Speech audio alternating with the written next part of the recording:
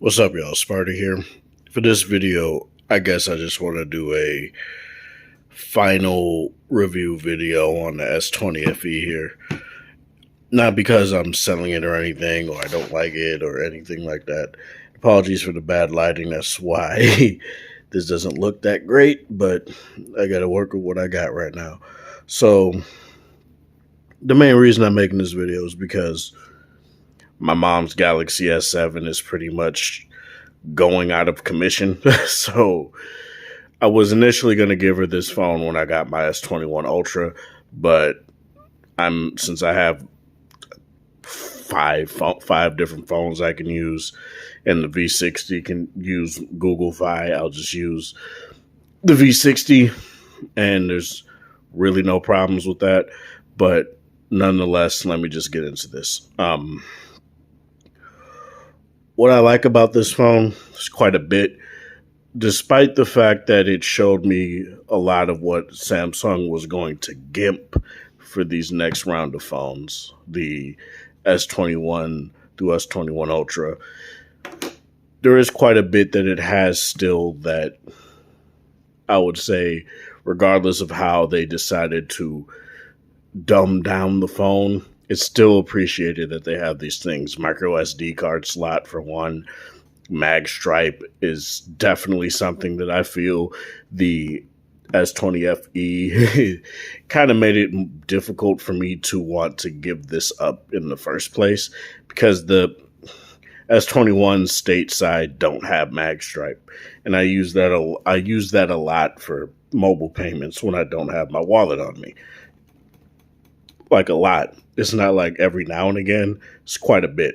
So it does suck that they're deciding to take that ability away in terms of what we can do in terms of in the US and stuff like that. But I got to work with what I got, right? So what I like the overall design of the phone. Let me take the case off here real quick. All right, now here it is. Now, I know a lot of people will be kind of all like, oh, it's plastic and all that stuff. And to me, I just don't care. What matters to me is whether or not the phone doesn't feel cheap. And I will say the S20FE definitely doesn't feel cheap. It's nice. The front is flat. It's no longer curved like on older Samsung phones. Like say a Note 10, for example. The only real thing I don't like about this, the design, is the camera bulge. It is just something I never really liked. I don't like that this is where manufacturers decide that they want to go to act as if they have drastically better cameras, is because the camera bulge is bigger. It's not necessarily the case, but nonetheless, the overall design I do like on this phone. I like the red. The red is very nice, as you guys can see in certain lights, and obviously it's still a fingerprint magnet, but when you're not doing what I'm doing, it's not really going to be that big of a deal, like showing it off in the light like that. While the overall look of the camera module is simple, like obviously you got your 3 cameras, your LED flash, yada, yada, yada, it doesn't feel like it's doing too much. It doesn't feel like they're trying to make it seem like it's the bestest camera you can ever get on the phone, period. Kind of like how Apple tries to do it, where the camera lens glass protrudes ever so slightly from the camera ring, just so they can act as if it's so much better, man, when it really isn't. But whatever. Obviously, my qualms will always be I was about to say SD card slot, headphone jack. That's something that I don't like. I'm not a huge fan of like the hole punch camera. I'm not really that huge on it. I know people are like, oh, it's better than just a teardrop notch, and I'm like, I don't care really. Like, I would rather have bezels if this is what we're gonna do, until in-display camera tech is ready, but nonetheless, it's whatever. It's not that big of a deal. I like the display, 1080p. People are like, oh no, it's 1080p. 1080p is not that bad to me. I do feel like it's perfectly fine. It's not really a huge deal while I mess up my pattern. And overall, I do feel like the 120 hertz is nice, but I've always said, and I stick by this, that it's not a deal breaker to me to go back to, say, an LG G7, a G8, a V60, a OnePlus 6T, an iPhone. Like, it's not really that big of a. I mean, on an iPhone, for whatever reason, when I go back to an iPhone, it definitely does feel worse. But even when you go back to 60 hertz on this phone, the 60 hertz feels jittery. Whereas on every other phone, it's totally fine. I feel the haptics in this phone are very good. People are like, oh, who cares about the haptics? The haptics are key to making a phone feel. It's key to whether or not a phone will feel like a manufacturer gave a damn or not. It could just be that one factor that makes people feel like your phone is not as higher end or high quality, whether or not the manufacturer put higher quality parts in your phone compared to another brand. For example, OnePlus used to have a terrible haptic engine. It was just, it was bad. The OnePlus 6T does not have a great haptic feedback. The V60, V50, 40, 30, amazing haptics. The S20FE here is also no slouch. I don't necessarily feel like it's on par with a V60 or even a G7 or G8 or hell, even like a Note 10, but because it's not going to be like on the same level as, say, a Note 8, where they literally had it to where you can hard press into the screen and it would wake the screen, right? It would act as a home button there. That's just something that isn't here anymore. Does suck. It was kind of cool, but it really wasn't necessary. So it's whatever. The one thing that you will see with this display, it's a battery hog. If you're on 120 hertz and not just 60 hertz, it's a definite battery hog. I could get 8.5, maybe 9 hours of screen on time on Android 11, One UI 3, 3.1, I believe.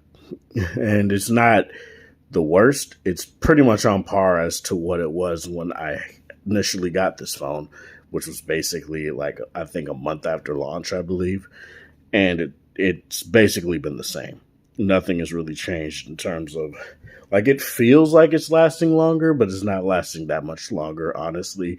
It might depending on what I do, depending on service and connection, it may last an hour longer, but it's not to the point where I would say, oh, it's just way better.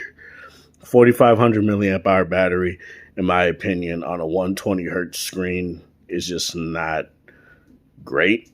They should have went with 48 or 5,000 milliamp hours. Because to me, that's what would make this phone probably last even. It probably wouldn't even still last as long as a V60, but it would be good enough. Probably like 10, 11 hours, which again is like iPhone 12 Pro Max levels of battery longevity when it comes to stuff like streaming YouTube and stuff like that. So it's whatever. The main thing I use this phone for is gaming. I guess I could just show you guys exactly what games I play. A lot of these I don't play really. I just have them installed. But because I just tested out a few games just to see if they run at 120 hertz or not. But games like, Jesus Christ, I keep doing that. Cat Quest runs at 120 hertz. Contest of Champions can, but it will just go right back down to 60 hertz. And for the most, well, 58 to 60 hertz. And for the most part, it just keeps running that way. What's Mortal Kombat at? Mortal Kombat runs at 120 hertz. It feels very nice. It feels very smooth. No problems with that. Dead Cells runs at 120 hertz. Man, it makes the Switch version damn near unplayable. But the only reason I play the Switch version more is because one, it's more updated and has all the DLC, and two, I have physical controls. Now, sure, I can connect a PS5 controller, PS4 controller to the phone, but I've been seeing issues with that a little bit, so I just don't really do it all that much. Yeah, basically, I just play a few games. 128 gigs, 6 gigabytes of RAM. Again, not the best out there in terms of storage and RAM, but storage and memory. But overall, get out of there. Sorry, I had to tell my dog to get out of the bowl that isn't hers, but whatever. What else? What was I talking about? Oh yeah, 128 gigs of internal storage, 6 gigabytes of RAM. It's not the best. They did come out with a 256 8 gigabyte variant, but that was way before I was able to get this phone. So that was way after I got this phone. So it made no sense for me to trade it in because that would honestly kind of be stupid. So I just kept the phone and it's whatever. Still got an SD card slot in here. That's very nice. The issues that I have with the SD card support on this phone are 4K 60 frames per second manual 21:9 fully stabilized video. Doesn't save by default to the SD card. You have to swap it over. You have to move it over after the fact. Same with manual photos. You have, whether it becomes the regular JPEGs or the RAW, they'll just save to the internal storage, then you got to move them over. To me, that's stupid and it's inefficient. That's why I would honestly recommend phones like, say, any other phone that has an SD card slot that doesn't do that. So, like a V60, let's just say every LG phone, because I haven't had any LG phone that's done. Apologies, that has done that. So that's just something that I would definitely say is a boon to this, is that if you want it for content creation, sure. If you solely use it for that, 128 gigs with an SD card for spare storage, it's totally doable. It's totally serviceable. And I will say the video capabilities on this phone are good. They're not great. They're not fantastic. I don't really like Samsung's manual mode. That's just something I've never really liked, and that hasn't really changed here. Like the focus peaking is actually kind of dog shit. A lot of detailed stuff that I'm not going to get into here. It's not an LG manual mode. It's not a Sony manual mode. So that's just something that you're going to have to deal with on a Samsung phone.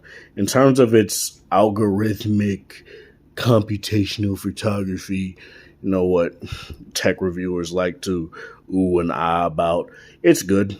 I don't like Samsung's colors at all. I don't like the oversaturated look at all. So if you don't like that, I'd advise you to just go into the manual, go into the pro mode. You don't even have to adjust any settings. Just go into the pro mode and you can take your pictures that way and it'll just look better. It'll look flat. Well, not flat. It'll just look more natural. But if you like those colors, that's totally fine, and you'll get the typical Samsung stuff. Advantages that this has over, say, like a S21 Ultra or S20 Ultra, faster focusing. Like, there's just something. Faster focusing is what you'll get on this phone. And that's just something that comes with the 12-megapixel sensor. It's very nice. It's very clean. I don't necessarily have any sort of issues with that. The 30x zoom, with their, I think they call it super pixel software crap that basically just combines all the sensors so that you can get the cleanest possible image. I don't like it in daytime. It's garbage in daytime. But at nighttime, when you're taking moon shots, that's where this shines. So let me go and show you guys a couple pictures here. Well, I don't have much on here, but this is a picture of the moon. It's a little bit yellow for my liking, but it's fine. Right. Yeah, it's a little bit yellow for my liking, but honestly, that's fine. Nothing terrible with that photo here. Let me see if I have anything else here. I mean, it's my camera roll. There really isn't much. I guess this good subject separation. Obviously, the bokeh ain't going to be something like a V60 or a phone with a larger sensor, but it does a good job at looking natural, not looking too oversaturated. The walls are a little bit yellow, but that's fine. And here there's a good amount of detail. Obviously, from some camera shake, you're going to get a little bit of bad stuff right there, but that's fine. That just takes some practice to get through. A wide angle selfie, which is really cool, really nice. And that's just, and this is something that I took with the full, I think 30X I did take it with. And the software did a very good job at making sure that it's clear enough. It obviously it's not going to be super duper clear or anything like that, but it got the job done. Those are just pictures that I've taken just to ask my girl what she thought, what she wanted and stuff like that. This is the wide angle, which is very nice. Nothing is wrong with that. Here's the, I think that's 10X. Like, this is what I mean. It's like, this looks way better than what Apple does with its zoom. Even at 30X, that looks really good, right? No, I know that's 30X. I think this might be 20 or something like that. There was snow on the ground, so if my V60 does a bad job of exposing this, it isn't like I can't, do this. But then the lines start coming for the refresh rate. Looks good. That also looks quite nice. Very minimal amount of what am I trying to say? Very minimal amount of lens dots. You do definitely get that on this phone, but it's not nearly as bad as an iPhone. Like the 12 Pro Max was horrendous with that. The S20FE does get that, but it's not to the point where I would say it's a deal breaker. You'll get a couple, but in the same scenarios that I've taken pictures on this phone with, comparing it to the iPhone just did worse. Like there would be like 8 to 12 lens dots, whereas this might have like 1 to 2, 1 to 3 maybe. And a V60 would have like pretty much the same 1 to 2, and that depending, and it's very nice. Nothing is a bother with that. In terms of video, you can't zoom in video. That's another thing that kind of sucks. Period. You just can't. Even if you go into the wide angle and then try to go and zoom in, you just can't do it. You don't get HDR10 plus recording on this phone either. Obviously, you don't get 8K because of sensor size, which is totally fine. I'm not going to slag the phone for that. 8K is not necessarily ready for prime time on phones yet. Hell, it's barely ready for prime time on dedicated cameras. So it's just something that I don't really use as a point of reference at all. So Bluetooth connections on here are pretty good. They're fine. They're serviceable. They get the job done. I don't necessarily think it's going to blow anything out of the water in terms of that. Reception has been pretty nice. Haven't had any sort of issues with that. Google 5G has been stellar. Nothing has been really slagging me down with that. What else? Call quality is good. Nice and clear. The speaker on this is very good. I don't have any sort of issues with that. In terms of, say, the speakers for content consumption, they're good. They're really good. They're not the V60, but they're really good. They're going to beat the living crap out of, say, a Note 10, where the Note 10, the Note 10 speakers are imbalanced as hell. Like, they're just not balanced at all. And you can hear it, and it's very distracting. It's not going to be like a G7 boombox speaker or anything like that, or even a V40, but it gets the job done. Stereo speakers, it's very good. No issues with that. You do have your Dolby Atmos, your EQ settings and stuff like that you can put on there and have it do the sort of sound that you want it to do. So that's very nice. Updates have been nice and fast, nice and steady. I haven't had any sort of issues with that. This is an unlocked model, so that should honestly be the standard, right? Is that you get an unlocked phone, you should get updates the fastest. But I did have issues with, say, my Note 10, where, say, the T-Mobile Note 10 would get an update before my unlocked Note 10, and it just didn't really make sense. But to be fair, it was like a week difference, so it wasn't really that big of a deal. But no sort of issues with this, and except for the fact that it did take to, like, I think mid-January to get the update for this. Now, of course, people say, oh, but the V60 took until literally the last day of February to get it, which I know is true. And on AT&T, the first day of March. So that's something. But yeah, in terms of updates, no issues here. Samsung did promise 4 years of updates for phones after that were made after 2019. So that's going to be very nice for this phone as well.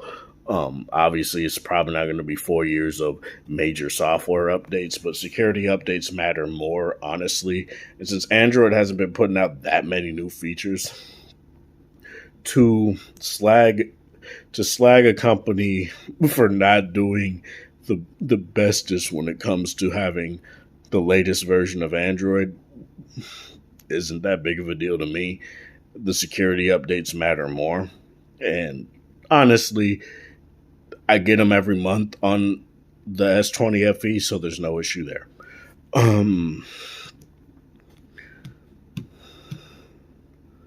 So, what is my final verdict? If I wasn't giving this phone to my mom, I would probably honestly be fine with it and not get the S21 Ultra. And now my cat wants to mess with me. The issues that I have with it just have to do with how Samsung decided to basically show people how this phone, how they're going to gimp their future phones. But that has nothing to do with the phone itself. That just has everything to do with how I feel about Samsung right now and how they treat their flagships. A $1,400 phone should not be taking features out that the previous phone had. I don't give a damn what you say. That just shouldn't happen. But in terms of this, it was $700, $800 when it first came out. I got it for $300-$400, and for $300-$400, this is a steal. It's a very nice phone. 120 hertz is very nice. It's gonna be one of the last few Samsung phones you can get that'll have a complete 120 hertz mode that isn't variable. So that's something to keep in mind as well. If you just want that full 120 hertz greatness without any sort of variable refresh rate, you got to go with this. You got to go with the other Samsung phones from last year, because aside from the regular Note 20, I think did the regular Note 20 up? No, it definitely didn't. Let me I need to check this. I don't want to give you guys what the libs call misinformation. So let me look at this here. Apologies for that. Samsung's site is dog shit, so they don't really tell you anything. But I really do think that the regular Note 20 doesn't have 120 hertz. I don't remember. No one covered the regular Note 20, so I wouldn't know. And I obviously didn't. So that's just something that does. No, it definitely doesn't. Because I remember comparing them and I was like, so you mean to tell me the S20FE has literally everything the base Note 20 should have for cheaper? And that's why I went with the S20FE, because it literally had everything that people were asking for. It had the same size battery as the Note 20 Ultra, has 120 hertz, has the same 1080p display that's on the regular Note 20, just doesn't have an S Pen, doesn't have a 64 megapixel camera like on the regular Note 20, but whatever. So yeah, overall, really good phone. I really do recommend it if you want to be in the Samsung ecosystem, but you want to keep a lot of the stuff that they're taking out. Go with this phone. This is Sparta. Thank you guys for watching. Thanks for support. Hope you guys have a wonderful. I'm not used to not being at work, but Saturday, and whatever time of day it is in your area, have a good one.